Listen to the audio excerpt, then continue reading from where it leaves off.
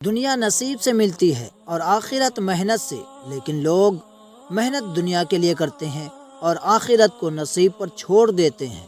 دو انسانوں کا پیٹ کبھی نہیں بھرتا، پہلا وہ جس کو علم کی بھوک ہو اور دوسرا وہ جس کو مال کی بھوک ہو۔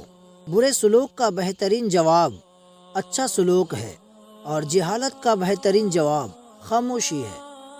کسی کی پہچان علم سے نہیں ہوتی بلکہ ادب سے ہوتی ہے، کیونکہ علم تو ابلیس کے پاس بھی بہت تھا لیکن وہ ادب سے محروم تھا۔ اگر رزق عقل اور دانشوری سے ملتا تو جانور اور بے وقوف بھوکے مر جاتے۔ انسان کا سب سے بڑا کارنامہ یہ ہے کہ وہ اپنے دل اور زبان کو قابو میں رکھے۔ دولت دنیا کی ہو یا ایمان کی، جتنی زیادہ بڑھ جائے اتنی نیند کم ہو جاتی ہے۔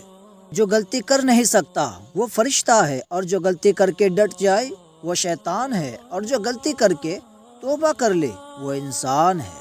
سخت کلامی سے ریشم جیسے نرم دل بھی سخت ہو جاتے ہیں۔ نفس وہ بھوکا کتا ہے جو انسان سے غلط کام کروانے کے لیے اس وقت تک بھونکتا رہتا ہے جب تک وہ غلط کام کروا نہ لے، اور جب انسان کوئی غلط کام کر لیتا ہے تو یہ کتا سو جاتا ہے، لیکن سونے سے پہلے انسان کے ضمیر کو جگا جاتا ہے۔ کلام میں نرمی اختیار کرو، کیونکہ لہجے کا اثر الفاظ سے زیادہ ہوتا ہے۔ اللہ کا ہر فیصلہ عقل اور انصاف پر مبنی ہوتا ہے، اس لیے حرف شکایت کبھی لب پر نہ لاؤ۔ حرام چیزوں اور حرام کمائی سے ہمیشہ بچتے رہو، تمہاری دعائیں قبول ہونا شروع ہو جائے گی۔ ادب کا دروازہ اتنا چھوٹا اور تنگ ہوتا ہے کہ اس میں داخل ہونے سے پہلے سر کو جھکانا پڑتا ہے۔ ہر لکھنے والے نے فنا ہو جانا ہے، لیکن لکھی ہوئی چیز ہمیشہ باقی رہے گی۔ تو اپنے ہاتھ سے ایسی چیز لکھ جا جس کو قیامت کے دن تو دیکھ کر خوش ہو جائے۔